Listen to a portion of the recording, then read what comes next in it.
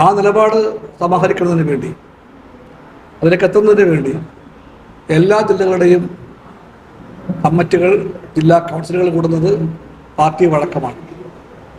ഒരു കാര്യം ഞാൻ കമ്മ്യൂണിസ്റ്റ് പാർട്ടിക്ക് വേണ്ടി വ്യക്തമായി പറയുന്നു.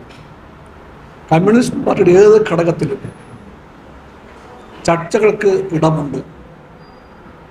ഏത് ഘടകത്തിലും ചർച്ചകൾക്കുള്ള എല്ലാ വാതിലും കൊട്ടിയടച്ച പാർട്ടിയല്ല CPI. CPI ഉൾപാർട്ടി ജനാധിപത്യമെന്ന കമ്മ്യൂണിസ്റ്റ് പ്രമാണത്തെ എന്ന് ഉയർത്തിപ്പിടിക്കുന്ന പാർട്ടിയാണ്.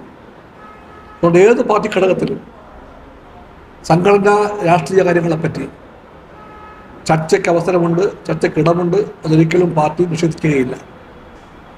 അങ്ങനെ ഒരു നിലപാടുള്ള പാർട്ടിക്ക് ആ പാർട്ടിയുടെ